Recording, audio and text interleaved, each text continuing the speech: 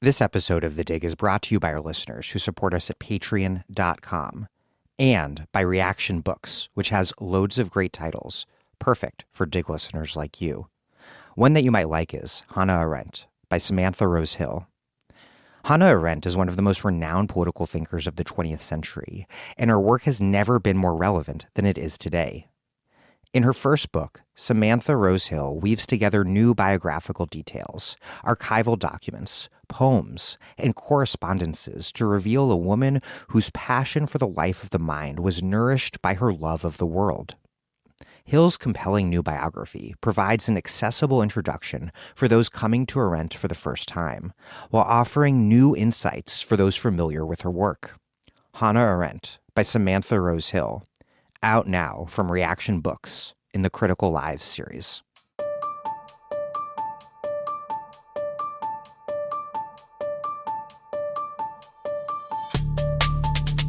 Welcome to The Dig, a podcast from Jacobin Magazine. My name is Daniel Denver, and I'm broadcasting from Providence, Rhode Island. There's a story that people often believe to be true about how modern society came to be, and it's a story that has implications for where we may be heading. The story goes like so. Once upon a time, humans lived in hunter-gatherer societies. Thanks to their mode of production and small scale, these communities were non-hierarchical and egalitarian, like the hunter-gatherer societies that persisted into the 20th century until today. Agriculture then changed everything, propelling the rise of property, hierarchy, and domination. The emergence of cities inevitably facilitated the emergence of a centralized, authoritarian, and bureaucratic state. That story, however, is a profoundly misleading myth, according to our guest today, archaeologist David Wengrow. Wengrow has a new book out, co-authored with the late, great anarchist anthropologist David Graeber, The Dawn of Everything, A New History of Humanity. Wengrow and Graeber explore vast swaths of human history in the Americas and beyond, and demonstrate that human history has been far more complex than we are usually led to believe. Non-agricultural societies could be slave societies ruled by nobles. Those societies could be felled by rebellions and replaced by very different and far more egalitarian social orders. History has not been a one-way street from hunter-gatherer communalism to agricultural hierarchy to the late-stage capitalist cage we currently inhabit. History has always been and remains contingent. Today, peering into the abyss of climate catastrophe, we can take solace knowing the future has not yet been decided on or predetermined. Humans have made history, if not under conditions of their choosing. And we can make the future too. Also today, Astra Taylor is back guest hosting. I will be back hosting next week, I promise. Before we get rolling, I hope if you do support The Dig at patreon.com/thedig, that you have been reading our new newsletter that we send out by email to those people who support us at patreon.com/thedig. The newsletter is also available to any of you at all who want to read it on our website, thedigradio.com. But if you want it emailed to you every week, and I think you do want it emailed to you every week because it is very good, please make a monthly contribution at patreon.com/thedig. Any contribution of any amount is just fine. But if you do contribute $10 a month or more, we will send you a book or books or a tote bag or a mug. That's patreon.com/thedig. Your contributions allow for me to do this podcast for a living. They also allow me to pay everyone else who works on the show, and they make it possible for me to pay guest hosts like Astra. And what that means is that I can put a monster amount of time into preparing for these interviews while still having some free time to do my organizing work here in Rhode Island and whatnot. And that is just a far better reality for me. So thank you for supporting us at patreon.com/thedig. If you don't support us yet and can afford to do so, please do. Thank you. And here's Astra Taylor interviewing David Wengrow.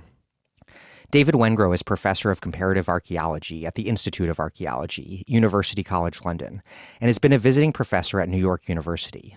Wengrow conducts archaeological fieldwork in various parts of Africa and the Middle East, and is the author of several books, including What Makes Civilization and The Dawn of Everything, A New History of Humanity, co-authored with David Graeber.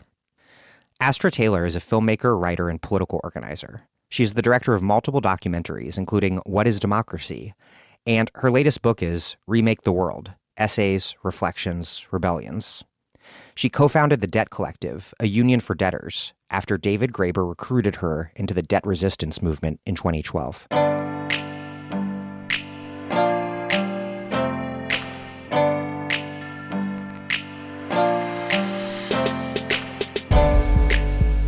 David Wengrow, welcome to The Dig. Hi, Astra. So I was thinking about where in the scope of this interview we should talk about our mutual friend, David Graeber, who is also your co-author. And I just thought maybe we should just begin with him because he's going to be present throughout this. Can you talk about your collaboration with David Graeber and how it led to this book? Sure. I first actually got to know David in New York, really, where I was a visiting professor at the time. At New York University, they have this Institute of Fine Arts on the Upper East Side. And I was going over about 3 times a year. And David was, he wasn't between jobs anymore. He'd started at Goldsmiths in London, but he still had his parents' place in Manhattan. And so he was kind of commuting over. Very interesting that looking back, that no academic department in North America could apparently find a home for David Graeber, but there's me, some guy from London who's already got a job at a well-known British university, getting flown over to hang out at NYU. I mean, the obscenity of it is rather striking. But there he was, happy in his home surroundings. And it was around the time that Occupy was taking off. It's about 2010, 11. And it only occurred to me later on, thinking back, that all the times we met, he never mentioned it. Not even once. Because we were so wrapped up in talking about stuff that happened thousands of years ago. And the Debt book came out. So I was sitting in one of his favorite Korean restaurants. And he gives me a copy of Debt with this very, very sweet inscription inside. It's something like, for David Wengrow, who's got me more excited about the past than anyone. Something like that. And very, very sweet. And I gave him a copy of a much less successful and famous book of mine, which came out around the same time, which was, it was about ancient Egypt and Mesopotamia. It's called What Makes Civilization, which he read. And he sent me this very long email. And, I got down to about point 12 or 13, and then it just trailed off and said, really, we ought to sit down. This email's getting a bit long. Maybe we should sit down and just keep hashing it out, which we did. And it kind of took off from there. And it's just something we did outside the framework of our day jobs. We didn't do any of the things that academics now typically do when you think you've got a big project or a big idea. The first thing you're supposed to do is apply for a grant and buy your teaching. And so we didn't do any of that sort of thing. We just kind of did it for pleasure, really, initially. But we had 2 kind of hooks around which we wanted to build the whole project. One of them was hunter-gatherers. It occurred to us that all of the big history books that sell like hotcakes and that everybody's reading have this completely artificial and out-of-date portrayal of what most of human history was like and what it means to live in a society that doesn't practice agriculture. So that was one thing. We wanted to give people much more of a flavor. All these incredible discoveries that have been made in the last 20, 30, 40 years about just the sheer diversity of human life before the invention of agriculture. So just to do away with this sort of crazy myth that once upon a time we all lived in these little egalitarian bands of about 10 people and so on. So put a nail in that. And the other one was about scale.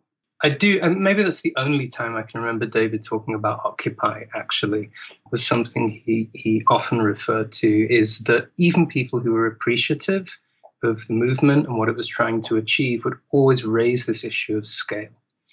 Participatory democracy, yeah, great, but how can you break out of that kind of intimate face-to-face context? And that's a very ingrained idea, which happens not to be based on any kind of scientific evidence. I mean, there are theories that come out of psychology and various other fields that make those claims, but they've either been refuted or heavily questioned. And actually, when you bring the evidence of history and archaeology to bear on this question, it gives you a very different picture.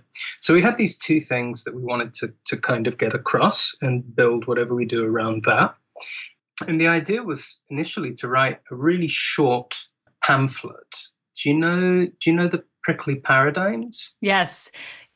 Then they published Fragments of an Anarchist Anthropology, which is the first David Graeber book I read.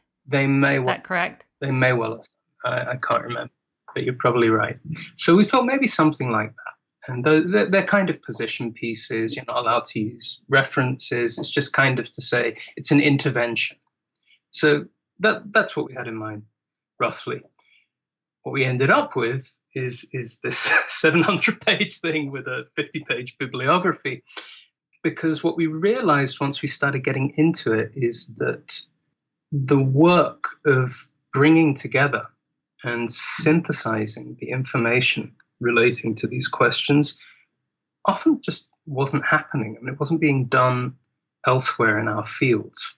So we'd say, oh, look, there's interesting evidence here in South Asia or here by the Black Sea for these strange cities that nobody wants to call cities because they don't have central government and rich burials and wealth inequalities. No one knows what to call them. People invent all these funny sort of euphemisms.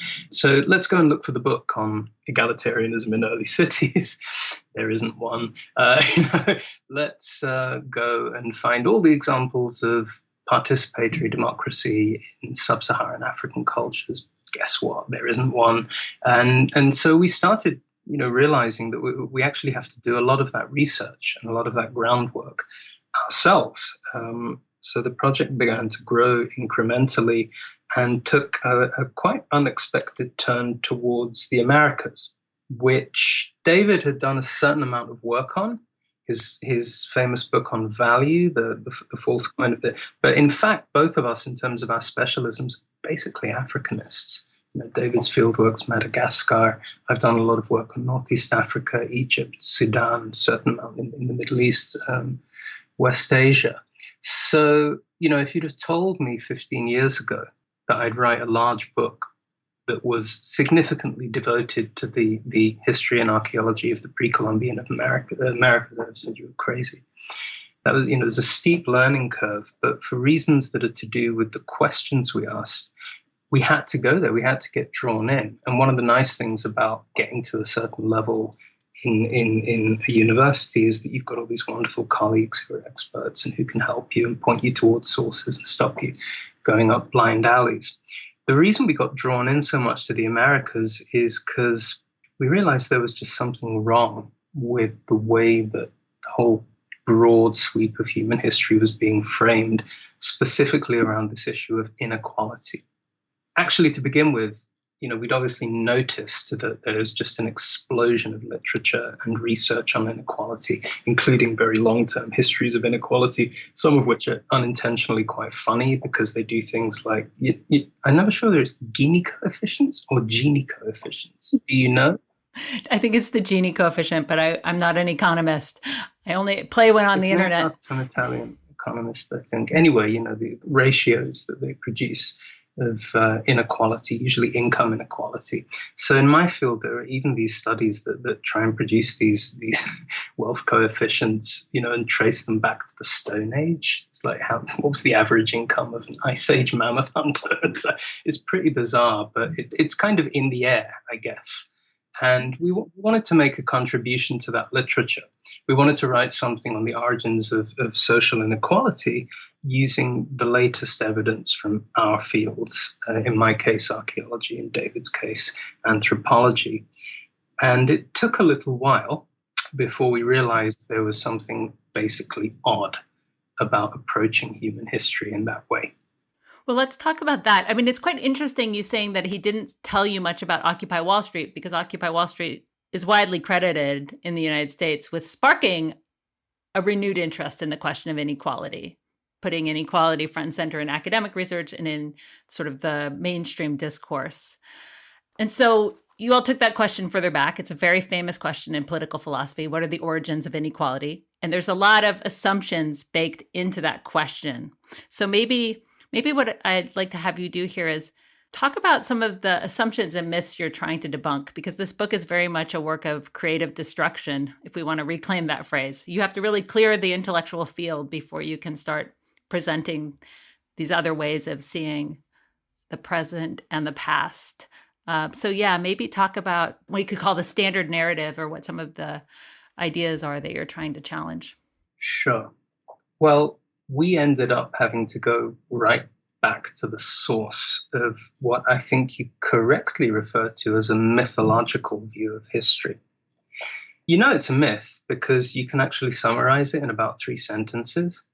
What realistic version of the history of our entire species that wasn't a myth would you be able to summarize? I will now perform it for you. Here we go. Yes, please. We want to hear this summary. Hey, here I go. Here we go.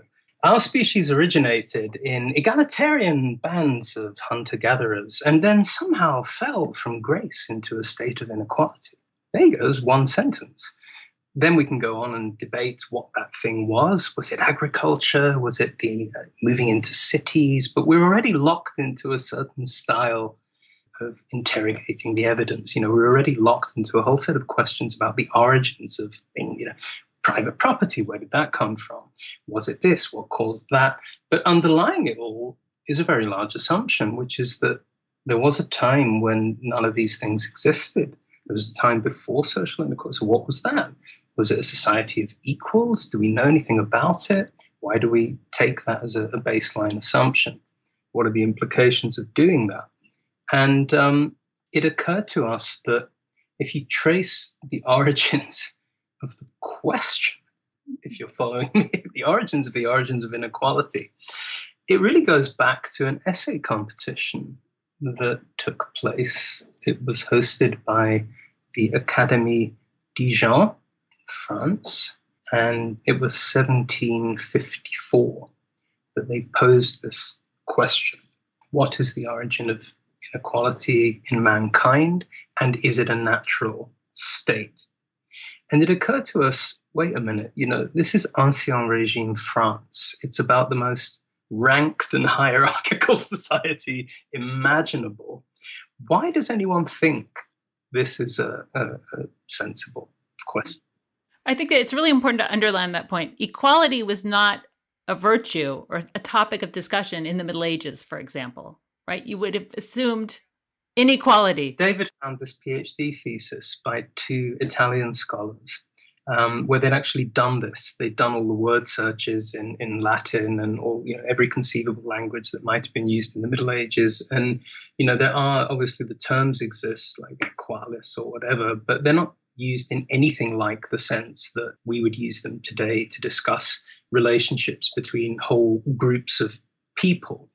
And certainly there's no real idea of a kind of universal state of nature or an original state of humanity in which we were equals. Yes, you can find references to those things in classical literature and in some medieval sources, but it's never assumed that that can just be taken for granted. It's one version among many possible ways of imagining what we were like in the Garden of Eden. Or actually, mostly what was imagined in the Garden of Eden is already hierarchical because Adam outranks Eve, So something clearly changes in European systems of thought, whereby by the 18th century, middle of the 18th century, it's not even controversial to pose that as a question.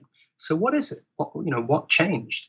And that is basically how we found ourselves drawn to the Americas, because we really here are just following what people like Rousseau, Diderot, Voltaire, and others themselves tell you, which is we got these ideas from there, from those guys. It's quite interesting. The standard assumption is there was this transatlantic trade of products, of bodies, but somehow the fact ideas were also being exchanged is written out, right? That's right.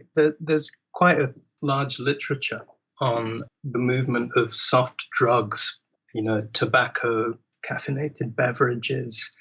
Nobody questions that those came from the Americas to Europe, and nobody questions that they were part of the whole cultural revolution that gave rise to Enlightenment salons and a certain culture of debate and people sitting around smoking pipes and having profound discussions about constitutional systems and gender and whatever else. But the question almost seems to never arise that the same people who were absorbing culturally all of these substances and habits might also have absorbed some intellectual content from the people who were smoking the pipes originally, and etc. So that's right.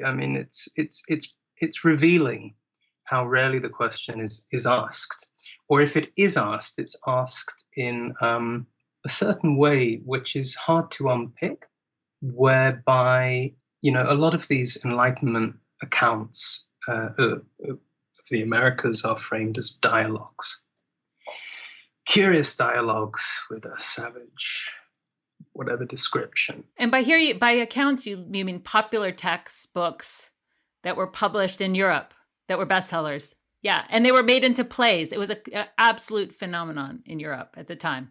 The savage harlequin, apparently ran longer on the stage than, I don't know, Les Miserables or Cats, or it's one of these shows that would never go away. Incredibly popular and influential texts, which were having a profound effect, especially apparently on women, because they did discuss things like sexual freedoms and divorce, which were difficult to discuss in other contexts.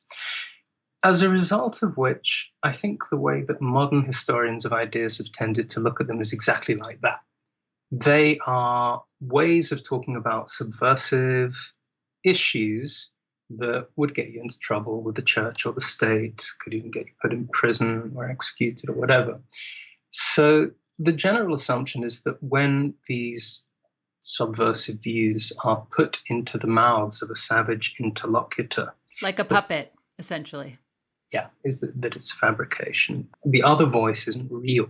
It's the European author creating, exactly as you say, like a sock puppet to voice opinions that would be dangerous, worthy to, And this seems to be the prevailing way of looking at this literature now. And it's obviously well-intended. It's intended to stop you, naively romanticizing other cultures, but it has the weird effect of actually reinforcing this notion that the Western intellect, Western philosophy is this kind of hermetically sealed.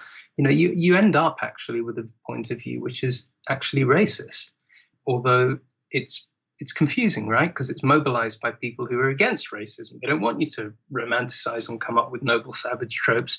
And yet the end result is that you end up back where you started, which is with a position whereby it's inconceivable that something as important as the European Enlightenment could possibly owe anything to indigenous systems of thought.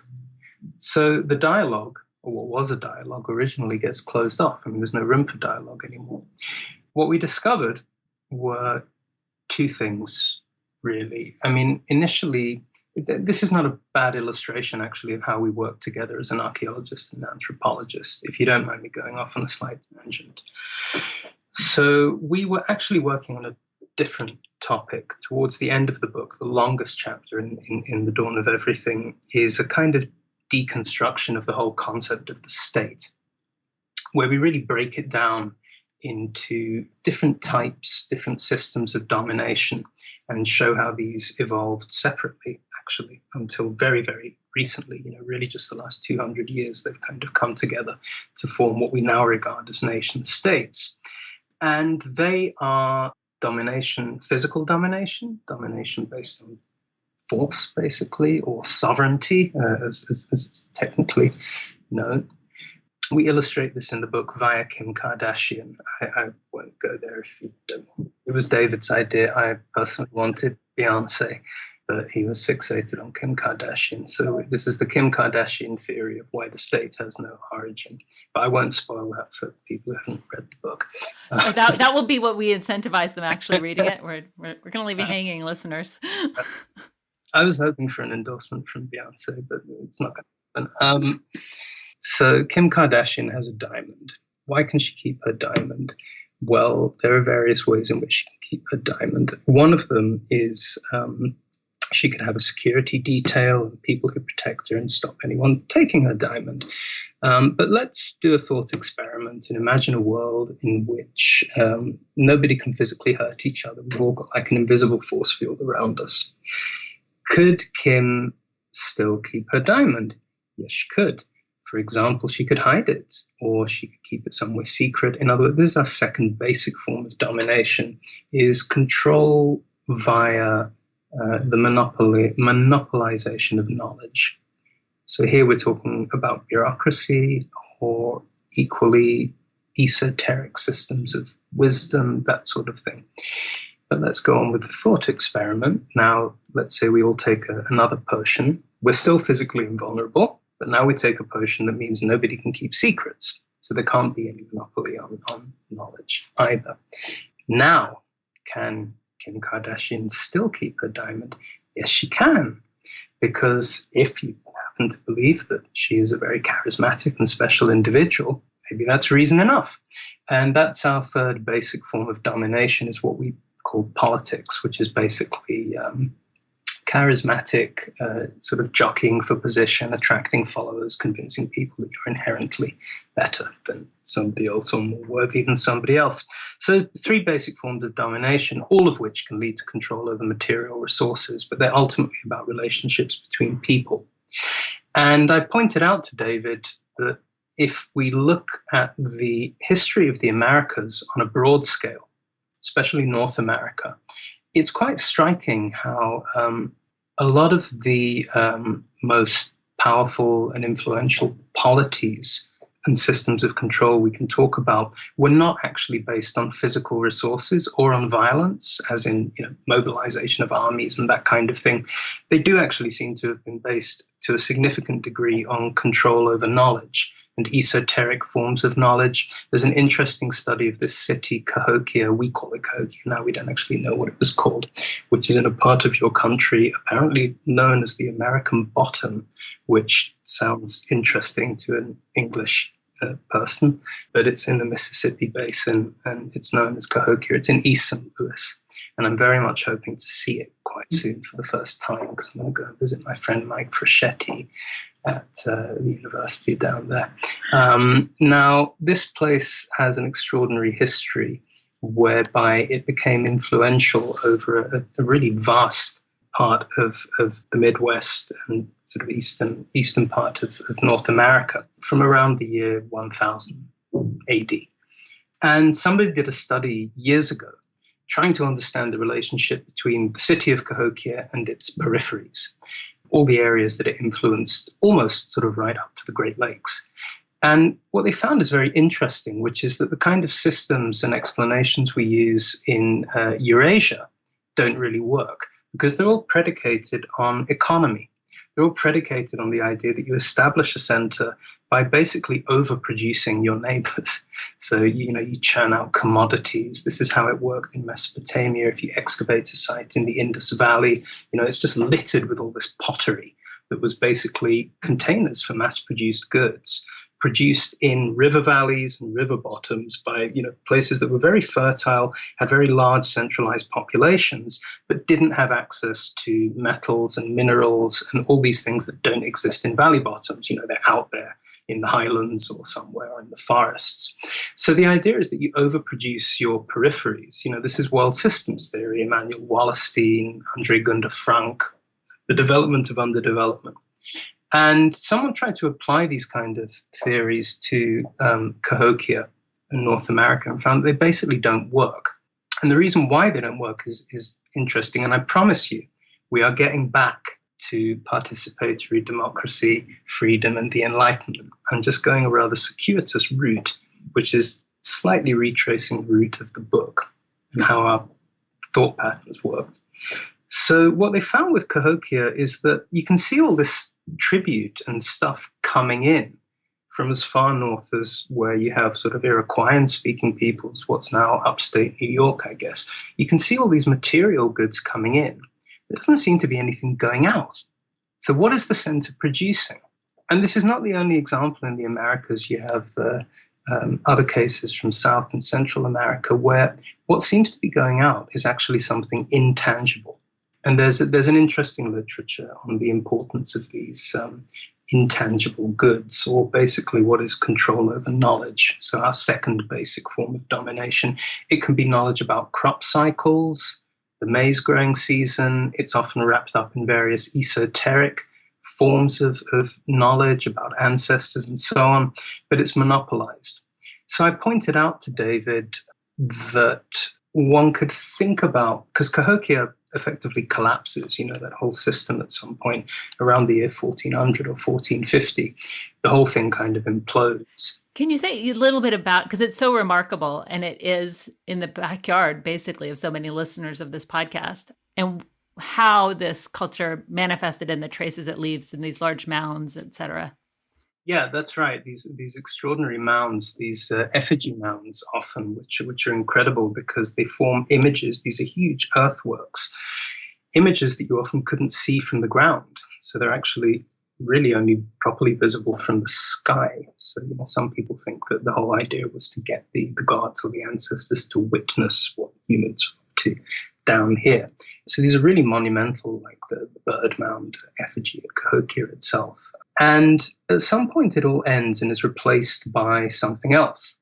And I put it to David that we ought to think about what would be the opposite of a system like that, a big regional system of control based on esoteric systems of knowledge and the control by elites of and suddenly it hit us, This is basically what happened in Europe. It's just that we call it the Renaissance and the Enlightenment. What would that look like in another context where instead of it being basically about scripture and ancient texts, it was about things like landscape monuments and other ways of encoding knowledge or testimonies to some great important mythical past?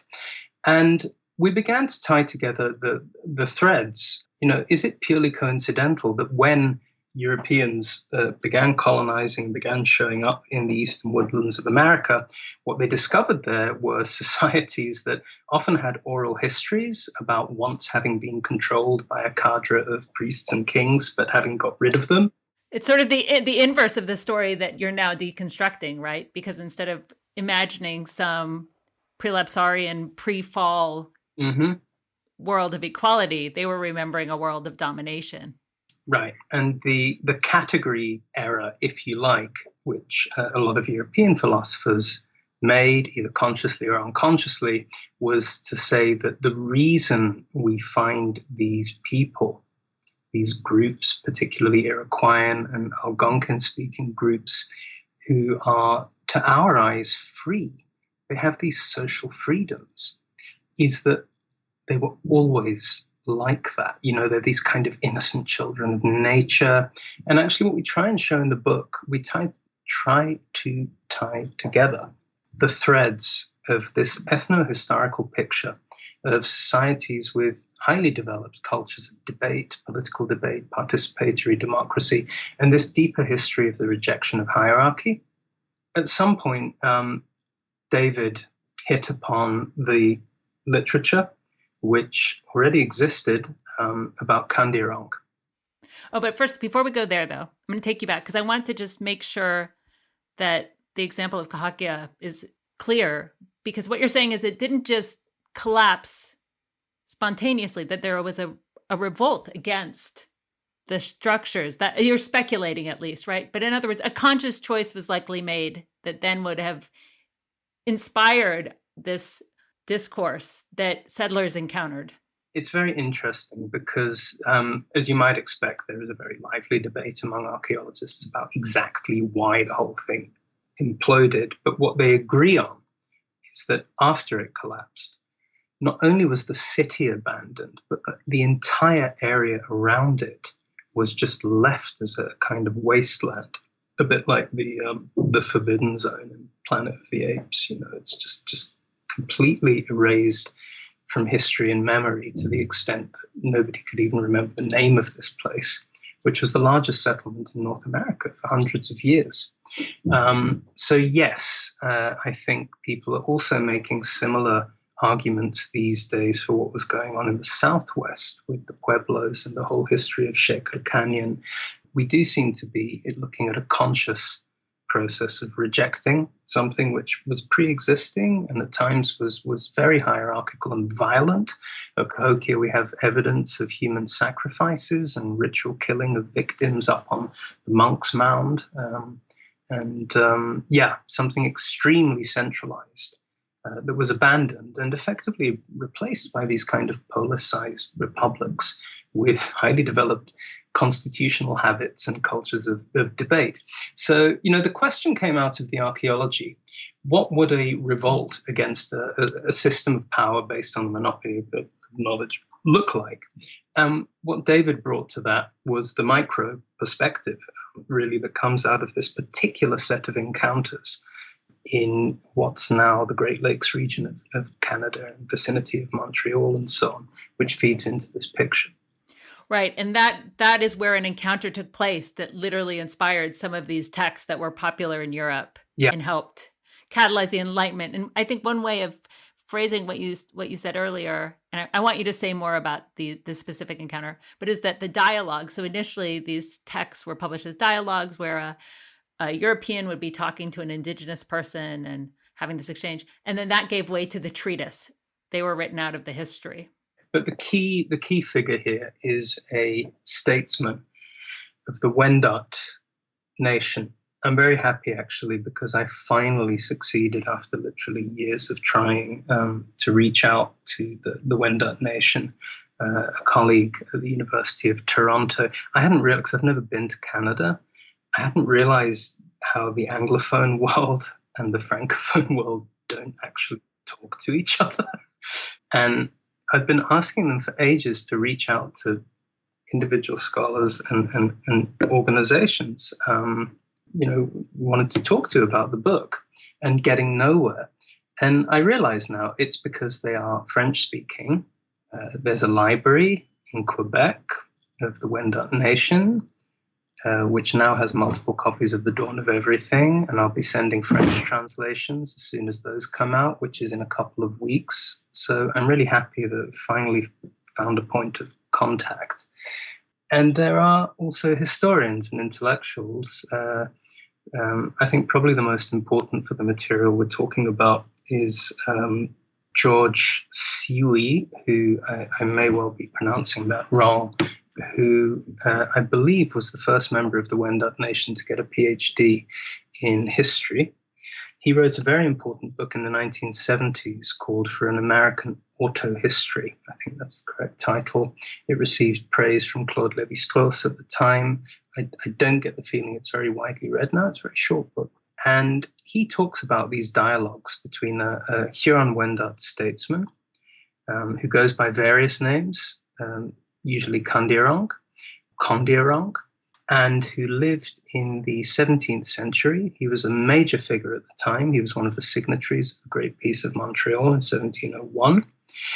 And there are many corroborating and independent accounts that in addition to being a famous warrior and diplomat, he was just an extraordinarily brilliant thinker and debater who would be invited on a regular basis to the table of the then governor of that part of what Europeans called New France, who was a rather unsavory character called Frontignac, who clearly also fancied himself as a bit of a debater. So he would invite Candiaronk as the guest of honor. And this is all, pre-Enlightenment by some decades. They seem to have been having what are effectively proto-Enlightenment salons, somewhere in the vicinity of Montreal, Fort Mackinac, and debating all of the things that would go on to become central themes of, guess what, the Enlightenment. And these dialogues were recorded, they were written down by a minor French nobleman who'd risen through the ranks of the colonial government of the time, a character called the Baron La Hontan. La Hontan. I asked a French interviewer, am I saying this right? And she couldn't improve on La Hontan, so we'll go with that. She said it's not a proper French name. It's not, nobody in France would be called anything so silly, but it's actually a lake named after this, La Hontan. So it's a real thing, and he was a real person. He seems to have been a bit of an unfortunate character, and he actually had to leave New France because he fell out of favor with this Frontignac. But at some stage, he was his deputy. So he was certainly part of that circle that was witness to these debates. And when he got kicked out of the Americas and ended up as a vagrant on the streets of Amsterdam, basically penniless, he couldn't go back to France and claim his, and he was one of these minor nobles who didn't like the way it was going in France with absolutist monarchy and too much bureaucracy, and so went off for adventures.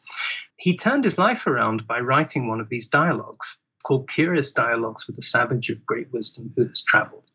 This is about 1703 that it comes out. And it takes off like wildfire, and it's a dialogue between himself, La Hontan, and a character called Adario. Adario is Candiaronk. We have corroborating evidence for this. And Adario makes these extraordinary speeches, which are basically scathing critiques of French and European society. There are quite good reasons to believe, we don't know for 100%, that Candiaronk actually went to Paris. Quite a few representatives of indigenous nations did go to Europe on delegations at that time. And he was the official spokesperson of his nation. So there are good reasons to believe he did. Even if he didn't, he certainly was very experienced at dealing with Europeans in European settings, in colonial European towns, and so on. And he writes these, or rather La Hontan writes on his behalf, these scathing critiques of everything from Christianity to the use of money to health and diet, relations between men and women, the institution of marriage, and freedom and domination. When you compare, so first of all, when I say there's corroborating evidence, some of it's actually quite funny. Once La Hontan sort of got back into favor in European intellectual circles, he went all over the place, and he actually got accepted into the royal court in Hanover and became great friends with Leibniz. And there's actually a letter from Leibniz to somebody else who's obsessed with the Curious Dialogue that La Hontan's written, where Leibniz says, he just drops it into the letter, he's like, by the way, this Adario is actually a real person. Oh, wow. Right. So there's that kind of thing. And you can compare the words of Adario in the dialogues to many other accounts. Especially important are the 70-something volumes of the Jesuit Relations, which are missionary accounts that were very widely read in Europe at the time, precisely because they presented surprising ideas about other ways to live. And the kind of themes that come back again and again in the Relations and in La Hontan about Europeans and the way we behave towards each other are things like, taking orders. Why do you're bossing each other around all the time and deferring to each other all the time, but at the same time, you're always trying to get one over on the other guy.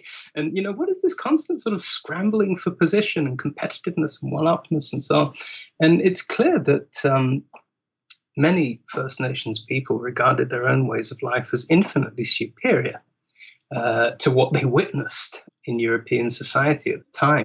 There's a great account of that in Montaigne's essays from the 1500s. The Cannibal. Yeah, where essentially there's some indigenous people from the Americas are brought to the court and absolutely shocked, if I remember correctly, by poverty in the streets, but also by the fact that the Frenchmen would take orders from a boy, the king, who can't even grow a beard.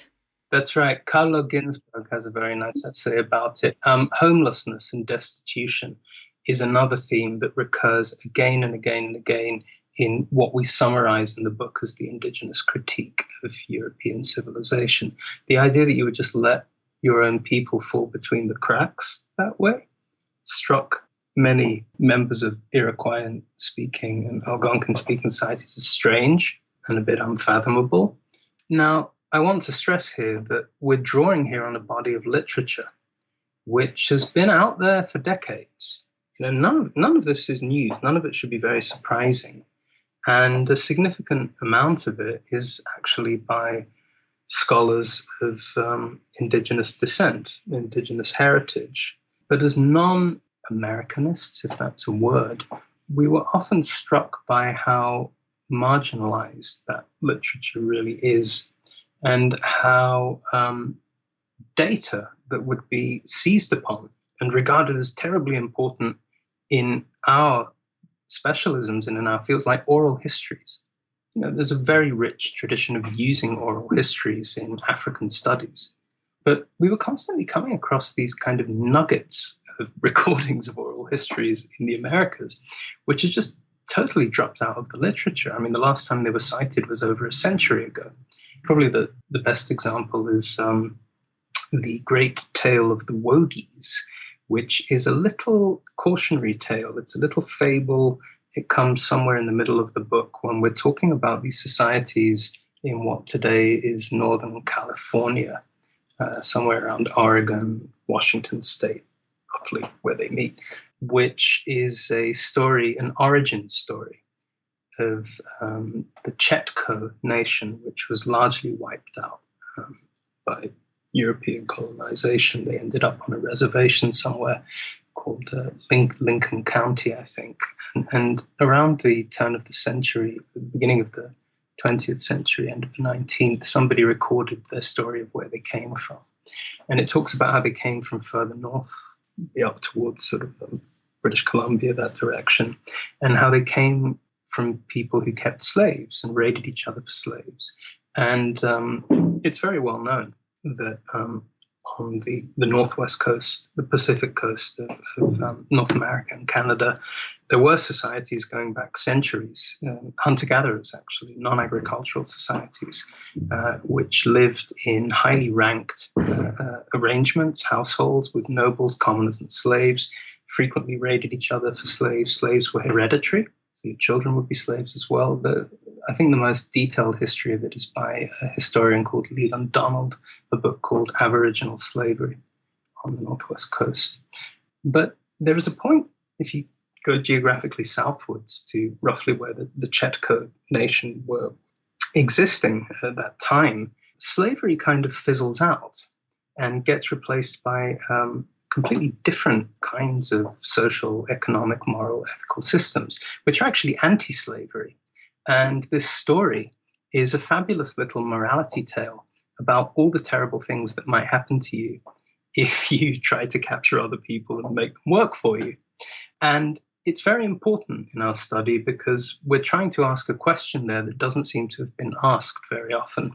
But this is the story of the Wogies. This is the story of the Wogies, who are a group of light-skinned people who come with superior technology to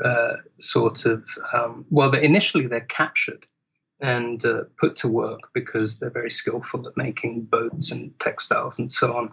And as a result, their captors get very fat and lazy on the proceeds. So the captives run away, and then they come back as vengeful white people, basically light-skinned people with guns, germs, and steel to eradicate their former captors. So it's a kind of cautionary tale not to enslave people. And it's an important piece of evidence because we discovered, this going back to this whole issue of hunter-gatherers, the idea that being a hunter-gatherer necessarily implies a certain kind of society. Here's a case where we have two groups of non-agricultural people, hunting, foraging, fishing peoples, living along the west coast of the Americas with entirely different social systems, one of which includes the keeping of slaves and one of which doesn't. It turns out almost nobody has actually asked the question, how did this happen? How do you end up, if you haven't got a physical barrier like a wall or an army or something to stave off slavers and the practice of, how do you actually end up with two so different moral and ethical and social systems coexisting cheek by jowl in the same area? So this is the question we tried to ask, which doesn't seem to have been asked before, which is interesting in itself. There's just a tendency to subsume all of them under a heading like, the anthropological favorites, so they're complex hunter-gatherers, they're affluent hunter-gatherers, this has to be one or two types, which is kind of ridiculous. It's like saying that a Texas oil baron and a medieval Egyptian poet are basically the same kind of people because they both eat a lot of corn or wheat. It's inherently silly. But it's an example of how the mode of production or the mode of livelihood has become such a dominant category. Whether you're coming out of a Marxian tradition or not, there's an idea that simply because we're talking about non-farming peoples, that their history was kind of arrested.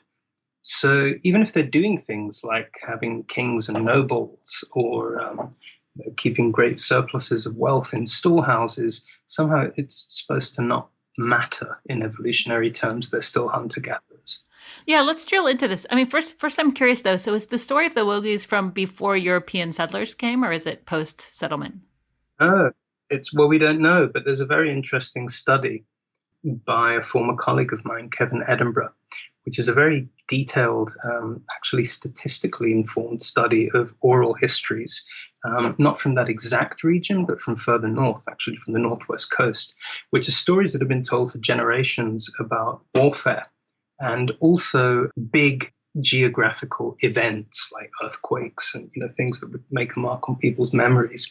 And he and his colleagues actually did a brilliant study of the development of these narratives and tried to marry them up to archaeological evidence for the ebb and flow of periods of violence and disruption and periods of peace.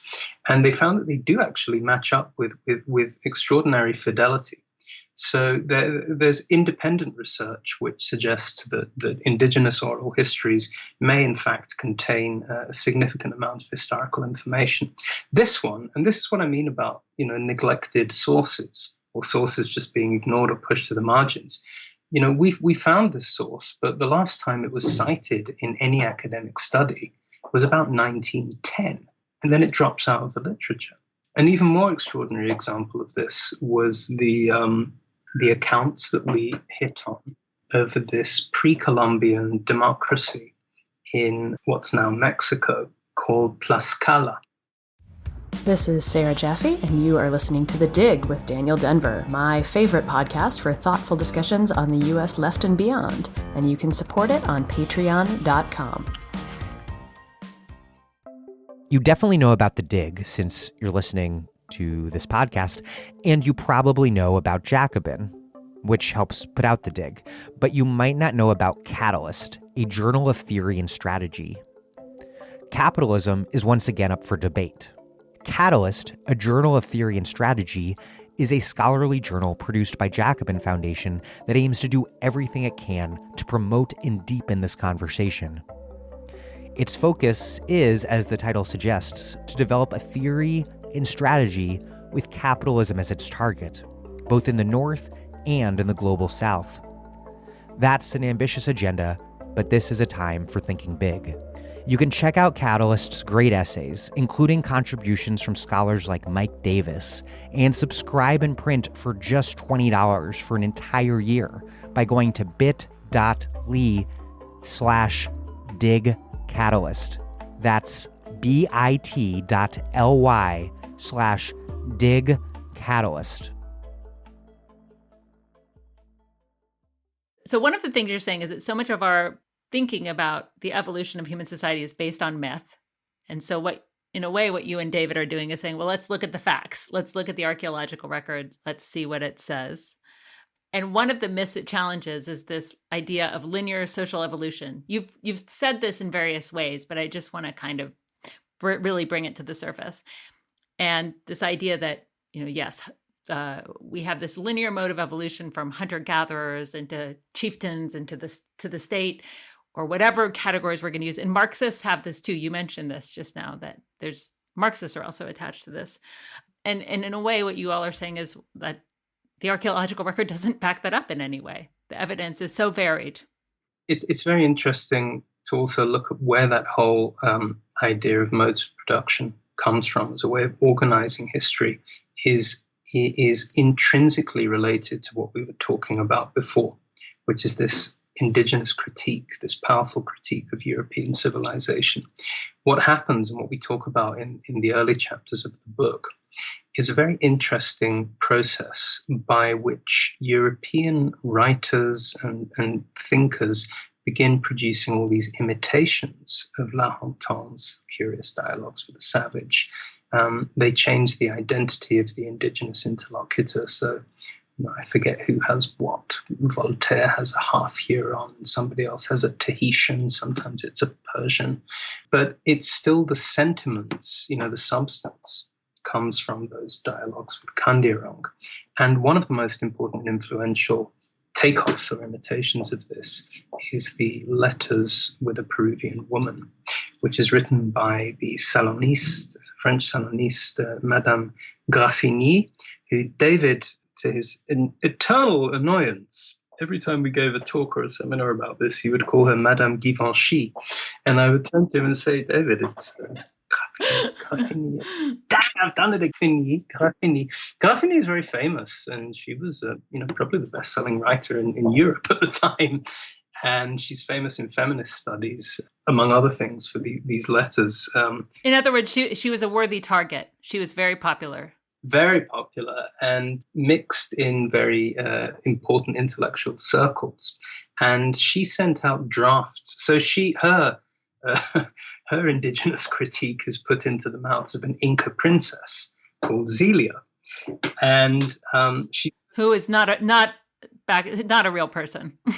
Not remotely. Yes. Inca Empire is a kind of utopian socialist experiment where everything gets redistributed. And it's interesting because she sends a draft of her letters with Zelia to her inner circle, which includes the then young budding economist and physiocrat A.R.J.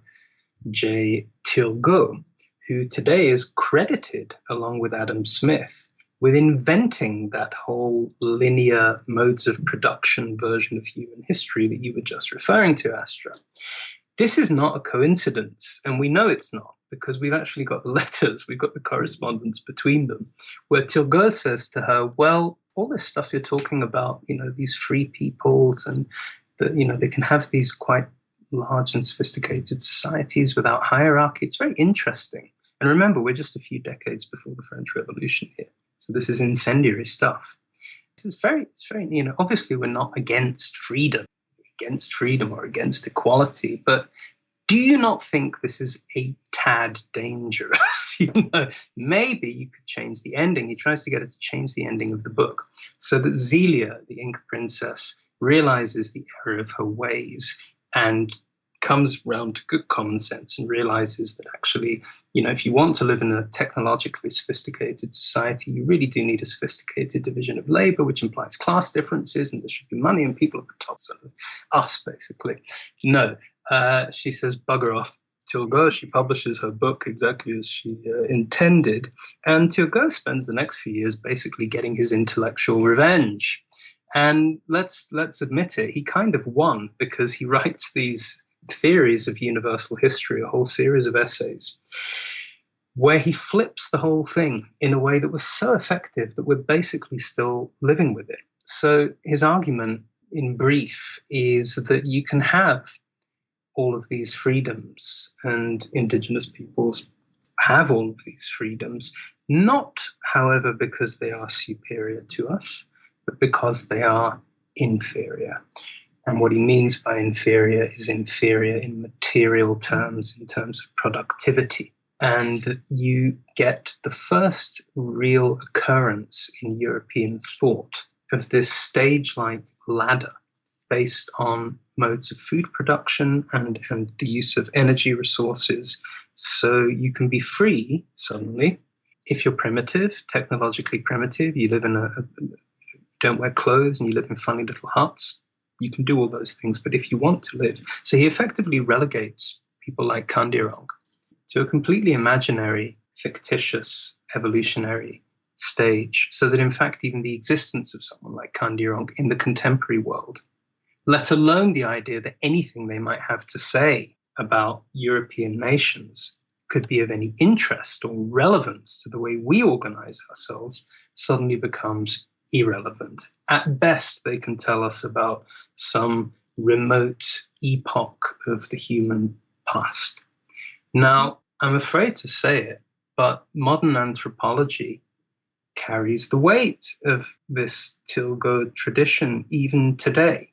You know, this whole idea that you can cherry pick modern hunter-gatherer societies. Say, oh, look, I found one that's very, very egalitarian, and so on, and say, well, that's representative of the original human condition. This is where it begins. So we found we had to dig. This podcast is called The Dig, right? I'm an archaeologist. This is perfect. We really had to dig down into the roots of this whole notion of modes of production. And we found that it really originates in this very conservative counter-reaction to the indigenous critique.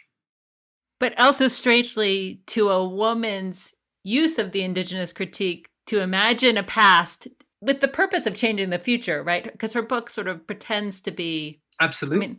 Yes. Her book is a critique of the present, actually, and sort of sewing another world could be possible. So it's incredibly convoluted and strange. That's right. And it's important to realize that actually this is where our standard view of history effectively originates, because then you realize how peculiar it would be if after a century of empirical research in a field like archaeology, our evidence of the human past resembled it in any way whatsoever. I mean, wouldn't that be peculiar? And guess what? It really doesn't. And most of our book is not about this stuff. Most of our book is actually saying, well, what if we just do away with this whole blinkered, now that we know where it comes from, let's just do away with the myth. Look at the evidence that's before us through a whole different series of perspectives where we don't start off by making all these teleological assumptions that we're looking at earlier versions of ourselves. Wonderful. So let's there's so many amazing examples in the book, and I'd love to hear about some of the Mesoamerican ones, but maybe tie that to the question of scale, which you began as one of the big sort of insights. And I've also had these conversations with David because Occupy also inspired my musings on the question of scale. And there is this assumption in political philosophy and just in conversations with people that, yeah, sure, you can have democracy, but in a small group or maybe in a small city where there's a town hall. But the fact there are so many of us and our society is complicated means we are going to have hierarchy and exploitation and elites. And that's just realism. It's like math. You know, the more people there are, the more domination required. And David and I would always joke and say, have these people never been in a small group before? There's all sorts of domination. Have you ever been in a family? There's all sorts of inequality. And so I was so appreciative of this intervention. But talk about what the archaeological record shows and how it completely confounds those assumptions. It's very interesting what's coming out, not just of archaeology, but even out of fields like sociobiology, which have been very attached to this idea that small means egalitarian and big means complex and therefore hierarchical. There was a very important paper published last year in the Journal of Human Evolution that actually went back and looked again at the demographic realities of modern hunter-gatherer societies in Australia and Africa and elsewhere, and found that their families are a bit like our families, where actually your blood relatives are often people you cannot get on with at all. And you go to extraordinary lengths to move away and distance yourself. It's just that they had very sophisticated ways of doing this, kind of hospitality systems that would span continents, so that far from living in small-scale societies, they would actually have this kind of social world that everybody was aware of, where potentially you could interact with many, many thousands of people. In reality, you wouldn't do that. but potentially those relationships existed. And this very much... In reality, you just mean day to day, like the chances were your life was... In the same way that you'll never meet most Americans, but you all regard yourselves as living in America, right? You have this, it's what Ben Anderson called imaginary communities, right? So they had those too, and they were large scale, multi-generational, continent spanning. You know, the idea that people lived in this closed, siloed, small world of hunter-gatherers turns out. So you, for example, would be connected to people who are also in a clan that you were a part of. They could be potential marriage partners. North America, you know, the areas that anthropologists describe as having totemic clan systems are exactly of this nature, where you could go hundreds of miles, move completely out of the zone of your biological relatives or even your language group, and get to another place and still find that the people there had a moral obligation to look after you and take you in and feed you and value, effectively make you part of their family. So you have this freedom of movement, which is predicated on hospitality. Now, this very much echoes and reinforces what we see in the archaeological record, which is that before you have cities, so cities first appear on various continents between about 5,000 and 4,000 years ago. Before cities, what exists are not these little isolated pockets of human population. It's quite the opposite. What exists are these great regional systems. Archaeologists have never known quite what to call them. You know, they used to call them culture areas. Now people go for more scientific-y sounding words like interaction zones and spheres and whatever. But whatever they're kind of like these great hospitality zones where people share similar ways of making houses, burying their dead, forms of cuisine. And they're so extensive that actually when you do get cities first appearing, it doesn't really look like a scaling up. It almost looks like a contraction of human populations into one place, like one of these regional systems getting fixed in a spot. So the idea that having cities in itself would cause some kind of great psychological rupture where people suddenly had to give up all their freedoms and appoint managers and bureaucrats and kings and whatever, and establish class systems is off the mark empirically. People were already living in very extensive societies. And in fact, this is one of the things that used to fascinate David, was when I would talk to him about how in a way what the archaeology shows us is the opposite of globalization. It's kind of like globalization in reverse. So first we populate, we go out of Africa, we populate the entire planet, right? That's pretty big. And then culturally what you see is kind of a process of shrinkage where, you begin to get these regional zones of cultural interaction. And then after the end of the last ice age, the beginning of the Holocene, you get more of them and they start getting a bit smaller. And eventually over time, you wind up with nation states, which are often tiny, compared to these earlier regional systems, and obviously have very firm boundaries. I mean, we now have borders and passports and all the rest of it. So actually, in the long sort of sweep of history, our social worlds in many ways have got smaller. We think of globalization as making the world smaller through high-speed communication, airplanes, and all the rest of it. But in many ways, as the population of the Earth has expanded and the technologies have improved, and we can have Skype calls like this. Embarrassingly, we're on Skype. We're playing Atari today. We can do all this, but actually, where are we? I'm sitting in my office. You're sitting, I don't know, flat. Our social worlds have contracted. Possibilities for changing our identities, moving, being other sorts of people. So we try to document some of that in the book. Tell us some tales of these ancient egalitarian cities that also defy expectations, again, because there's the assumption that with concentration of people comes concentration of resources in the hands of the few and disempowerment for the many. Well, that's another case of David just posing the question to me. He asked me very early on in our research, he said, so is there anything like an egalitarian city? Is there evidence for anything like that? And I started telling him about these sites north of the Black Sea.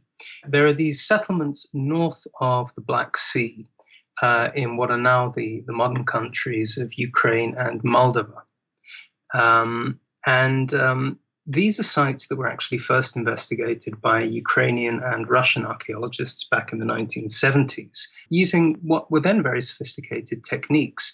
And they found these absolutely vast settlements, which were as old as the first cities in Mesopotamia what today is Iraq and Syria, which are generally regarded as the earliest cities in the world. They're as old as those, and they were as large as those, 300-400 hectare settlements. Knowledge, remember this is the Cold War, so Western researchers and scientists actually generally either weren't very aware of these discoveries or a little bit skeptical.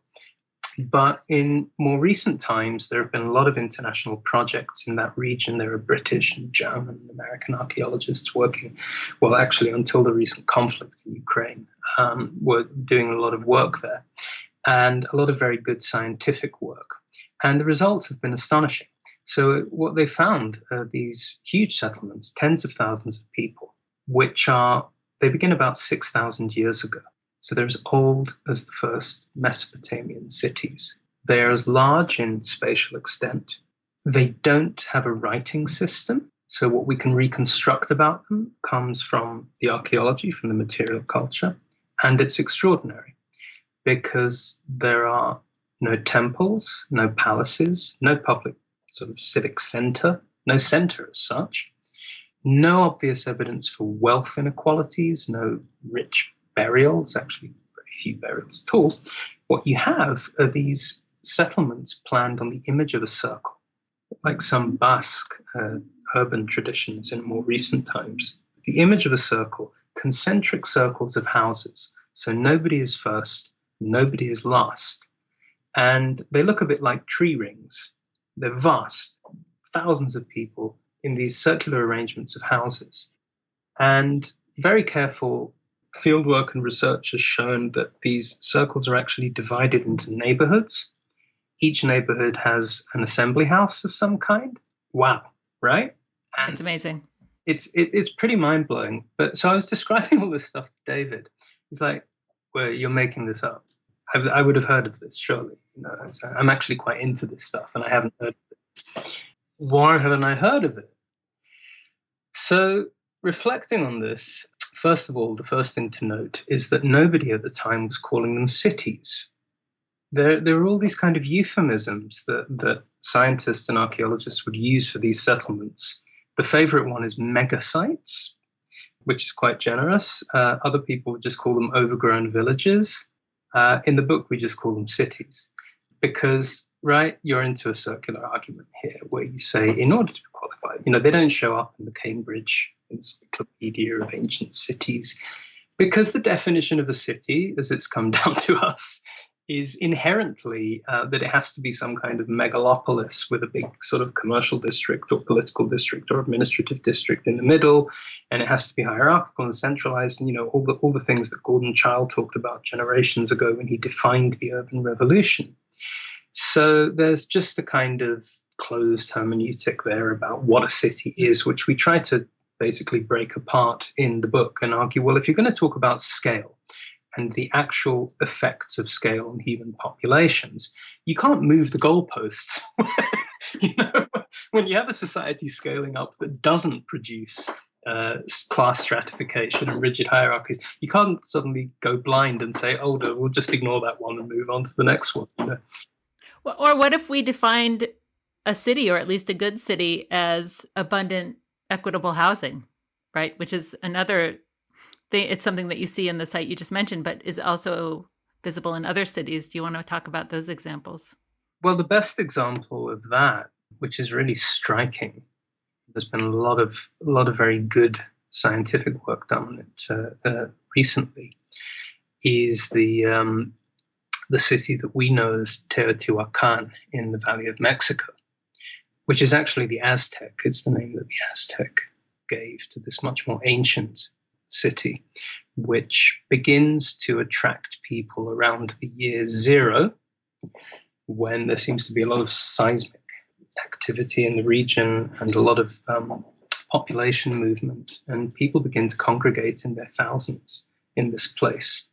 And initially, their efforts to create a civic infrastructure are focused on the construction of monuments, which you can still go and see today.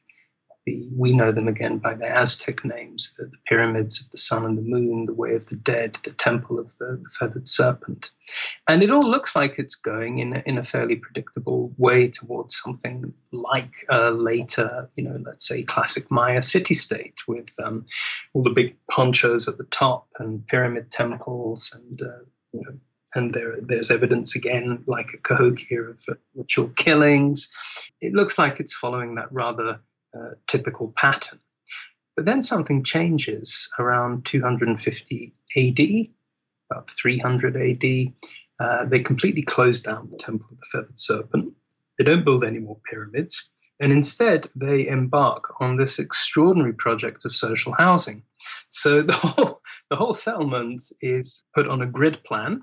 And we're talking about, by this stage, we're getting up to the latest estimates of populations of about 100,000 people. Multi-ethnic, we've got evidence of people moving into the Valley of Mexico from as far away as Yucatan, like the Maya region. There's a Maya district. There's like a Chiapas town in Teotihuacan. There's people coming in from the Gulf Coast to the north. And so we've got a complex multi-ethnic city organized on a grid plan where everybody is living in these multifamily apartment compounds. Now, when archaeologists first discovered these and started describing them, they actually thought they were palaces because they're so beautiful. They've all got this fabulous, beautiful plastered walls, and there's frescoes on the walls, and there's a community. And they're pretty spacious, right? Very spacious. Yep. And, now the archaeological science is so good, we can reconstruct something of the diets of the people who lived there, and everyone's living pretty well. Yeah, many of them thought these must be the elite quarters or something, until they realized that everyone in the city is living in one of these palaces. So, either everyone's a king, or there are palaces for the people. Right. And actually, this is the way that the debate has swung in archaeology now. I think it's not, there never is a total consensus, but it's not really contested anymore that certainly for the last few centuries of its existence, this was a city of extraordinary scale and grandeur with very low levels of inequality, where the vast majority of people actually enjoyed a standard of living that would be the envy of any modern city. And these apartment blocks are about as far as you can get from our notion of social housing, high-rise, people crammed in. No, these are very, very comfortable multifamily villas, like luxury villas, basically. Right. And all the more interesting because, as you said, there's evidence that things were going in a very different direction. So once again, reaffirms this, not a notion of yours, but the truth that people have made choices, that they've rebelled, that they've experimented since the dawn of humanity. This is not an evolutionary one-way street where you start growing crops and cities and inequality, and there's no going back. And Cahokia is very important here. And another book that we talk about in our book was the one that came out a few years ago by James C. Scott, Against the Grain, which is a great book. And we were in touch with Jim. He actually came here to London to the Institute of Archaeology, and we hung out a bit and tried to help him with some of those chapters. But, the argument of the book, which I will now ridiculously oversimplify, is that predatory elites generally like their subjects to grow grain because it's very easy to count and tax and pile up in big mounds and storehouses. So it's a very widely misunderstood book, actually. Some people seem to think he's arguing that the mere fact of doing cereal agriculture somehow destines you to have an authoritarian. So it has nothing to do with it. Actually, what he's arguing is that what he calls state elites, we don't use the term state for the reasons that I explained earlier, for these earlier forms of authority, are predisposed to it. They will actively try and discourage their subjects from doing anything other than growing grain. So they'll try and disrupt more flexible subsistence systems because they're hard to keep track of and hard to monitor and control. And Jim's book is largely about Eurasia. It's mainly about China and Mesopotamia. And if you read it in isolation, you do rather get the sense that they're not that there's a one-way street, because he draws great attention to what he calls the barbarian societies on the fringes. And he argues that, until quite recently in human history, the barbarians basically had it good. They could go in and loot and plunder and get all the benefits of these settled hierarchical agrarian societies, but they could also run away. But nevertheless, it begs the question of, could it have been any different for the ones that were caught in that kind of agrarian state, what he calls grain states? What about them? And we go into this in the book, and one of the ways we do it is precisely by widening the canvas of history on which we're working, and including the Americas, which don't feature in Jim's book, because Cahokia was basically a grain state in his sense. It had embarked on that journey. But as we discussed earlier, people changed course in a very dramatic way, so that by the time Europeans started showing up in those parts of the world, there was nothing more to be seen of it, and it had been replaced by something much more egalitarian. Another thing that you challenge is this idea, and you've said this throughout the interview, is that once you do start farming, you're stuck. And you talk about seasonal variations in lifestyle. That's an important motif. So I'd love to hear your thoughts on that, but also maybe more generally on another recurring theme, which is play. Because you talk about play farming, there's a whole wonderful section on play kings. This book is very playful. I feel that you've even said that you and David began it in a kind of spirit of play. Why does play matter? And what does the fact that people tried things out without fully committing? Why is that important? I read recently something that people think that after the pandemic, there's been a play crisis. They were expecting kids to go back to school and just spontaneously recreate, like kids in the Narnia stories. Just start playing wizards and witches and everything again. And a lot of kids are not doing it. And there are various theories about why they're not doing it, including the fact that they may have just noticed what mummy and daddy actually do. That school doesn't finish, it goes on forever, and your destiny is to end up sitting in front of a computer taking orders from some anonymous person, chasing girls. And oh my God, because what do kids play? They play at being adults, and that usually means some kind of freedom, of being not being at school, right? And now talk about myth busting. Anyway, sorry, this is slightly nothing to do with our book. We have no discussion of the contemporary play crisis, but it is relevant in a way, because if we're having a play crisis, we're also having it in the way we talk about history. We've taken our play crisis and kind of carved it into the annals of all human history. This is the standard story that you get in best-selling books of Yuval Harari, Jared Diamond, and other well-known authors, is really a variant on the Old Testament, which is really a story about the dangers of play.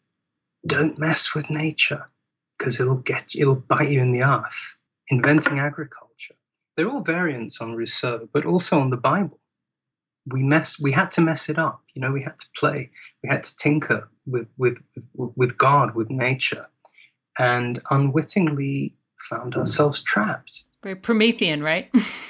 Very. So you have this notion of the agricultural revolution is supposedly the moment. I think Harari actually calls it the wheat trap. We got trapped by wheat. We started farming. Let me just say I don't believe a word of what I'm about to say. And in the book, we explain why it's entirely wrong. But the story he tells is along the lines that, we start farming, we're growing the wheat, and then we notice, there are stones, and we've got to move the stones out of the fields. And, wait, we've got to water the wheat. And, before we know it, we're working all the time. We're living in these, kind of industrious, highly organized, and, suddenly there's a surplus, and from that comes private property. And, oh my God, there are kings everywhere. It's all Rousseau all over again. It's also entirely wrong. What we realize and what we try to explain in the book using the latest scientific work on the origins of agriculture, not just from the Middle East, but from China and Mesoamerica, all these, we know now that there are at least about 15 different centers of independent origins of farming where crops are first domesticated and animals first domesticated.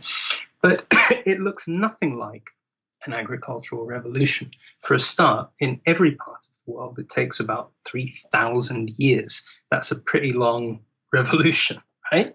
And what's going on in those thousands of years is what is technically known in the literature, in the anthropological literature, as low-level food production.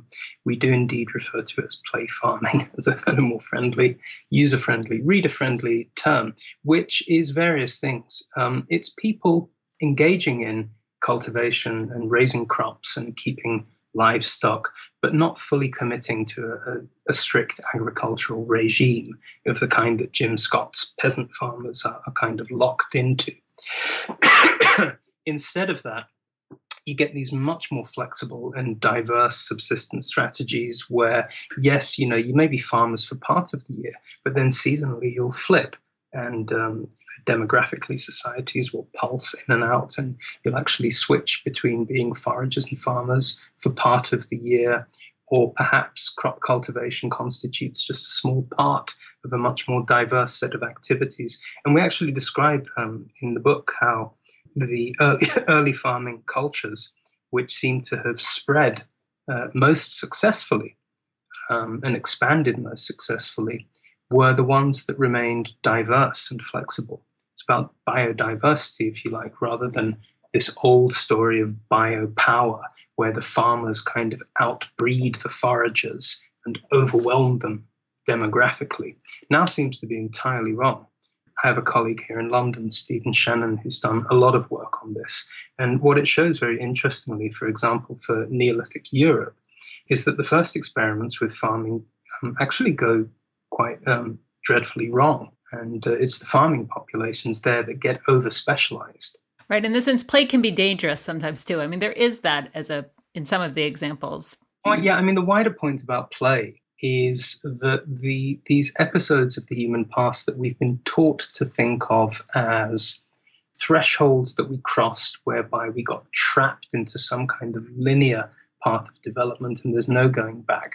Actually, when you look at the evidence for those periods of human history, whether it's the origins of farming or the move into cities, that's not what they look like at all. They're much more experimental, they're much more playful, there are many more varieties of all of them.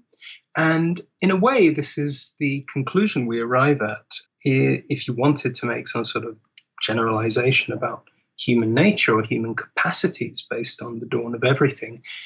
In my opinion, I can't ask David anymore, but in my opinion, it would be that, which is that it's wrong to begin the human story by arguing about, were we innately this or innately that? We innately altruistic and peaceful, or are we innately competitive and warlike? And, what we argue in the book is that effectively what makes us human in the first place is precisely the capacity to evaluate and navigate between these alternatives. As far back as the evidence takes us, this is what we find.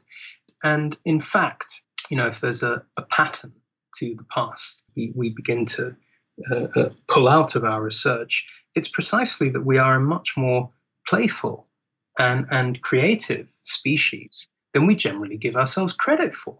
And this is important because we are, by general consent, at a juncture of history right now, we've got COP26 going on, where this is exactly where we're being tested, is our capacity to change our societies. It occurred to me the other day that, all the technological determinists have suddenly gone very, very quiet.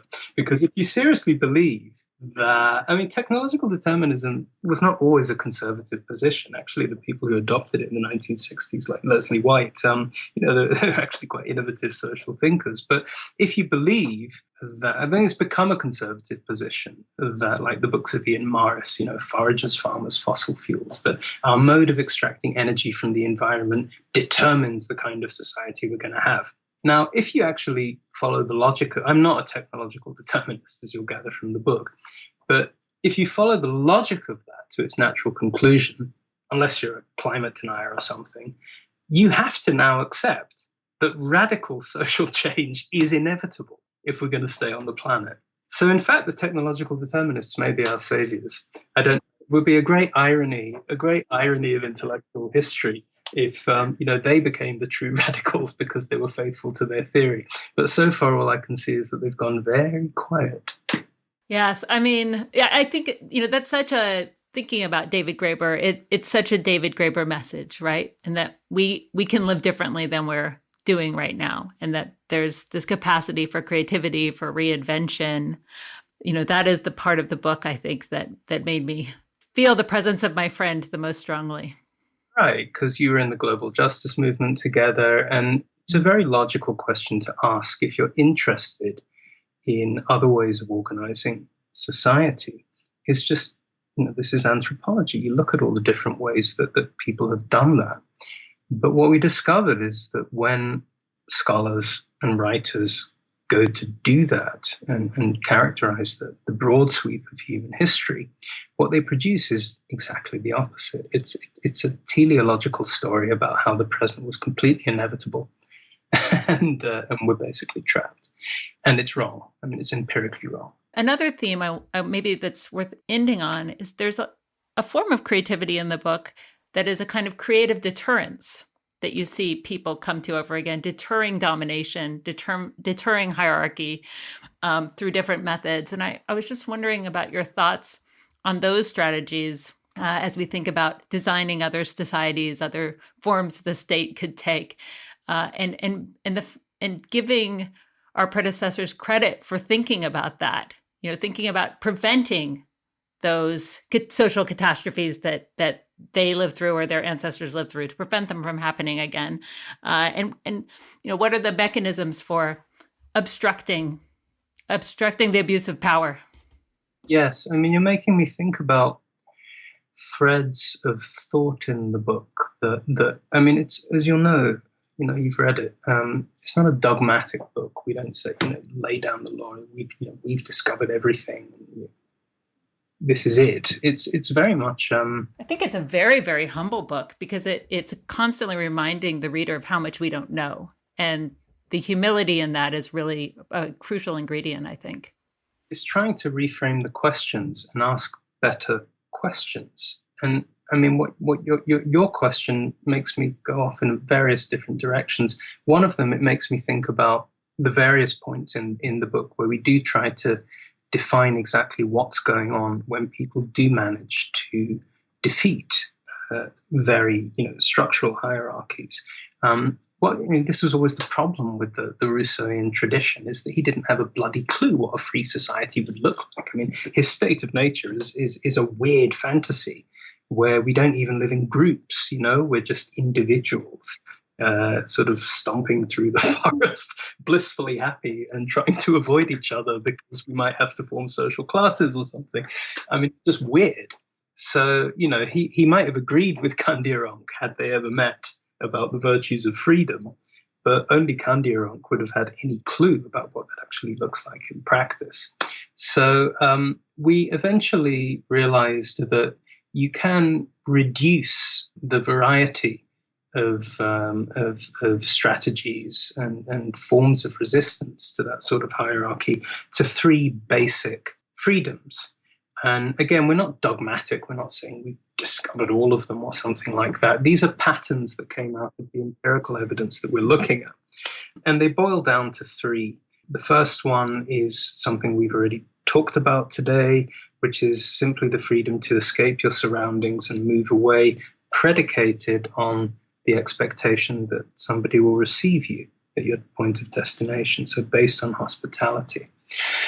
Second freedom is the freedom to disobey arbitrary authority, which we've also talked about in the context of indigenous revulsion, Europeans deferring to each other all the time and pulling rank, but not simply disobeying, but disobeying in the knowledge that you won't therefore be cut out of your society and ostracized, but you will be debated. And I mean, this is the source. I mean, even Jesuits who were completely opposed to indigenous forms of culture and wanted to convert these people had to concede, and they do in their writings, that they had incredibly highly developed cultures of debate. And the reason for that was precisely that, chiefs existed and they could give orders, but nobody had to listen to them. Nobody had to obey these orders. If you wanted to engage people in a collective project, the only real way to do it was to actually persuade them. And that, that's the intellectual tradition that produces Kandiaronk. That's what he comes out of, is this incredibly rich culture of debate and persuasion and oratory. So that's the second freedom, to disobey orders, which is also the root of healthy democracy. And the third freedom, which is really built on the first two, is simply the freedom to imagine the society you live in otherwise. In other words, to kind of just tear a little hole in the fabric of your society, reconfigure it in another form, and then actually make that happen, which seems to be what our ancestors were doing for most of history, but also seems to be what we've forgotten how to do. So in a way, if we're replacing Rousseau with something else, it would be that, yes, we have lost something as a species, but it's not equality. It's this freedom to actually imagine and reinvent the ways we live together and take part in that collectively. Wonderful. I can't think of a better note to end on. David Wengrow, it's been such a huge pleasure talking to you, and it was such an enormous pleasure reading this book that I've heard about for over a decade from David. And, it was great to see the results of all of his excitement and in your collaboration. And I just want to recommend to all the Dig listeners out there that they get The Dawn of Everything and really savor it, because it's a very unique book with the capacity to change the future by reassessing the past. So thank you. Thank you for having me, Astra.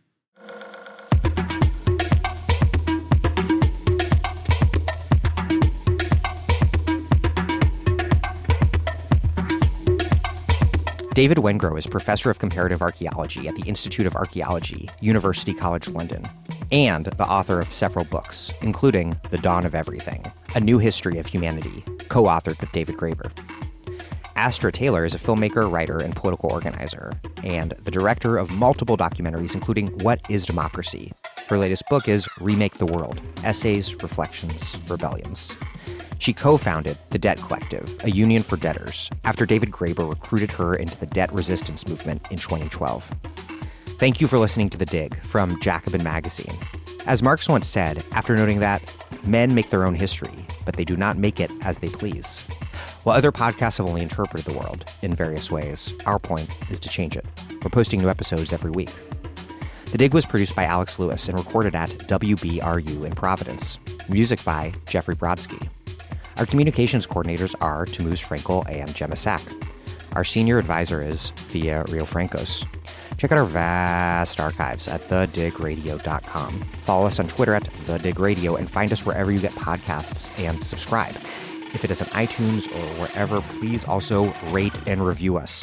Those reviews help introduce us to new listeners. But really and truly, what really helps introduce us to new listeners is you telling friends, family, strangers, anyone about the show, why you listen to it, why you like it, why they should listen to it, why they will likely like it. Please make propaganda for us, and do find us at patreon.com/thedig and make a monthly contribution to keep this operation up and running strong. Even a few bucks is huge.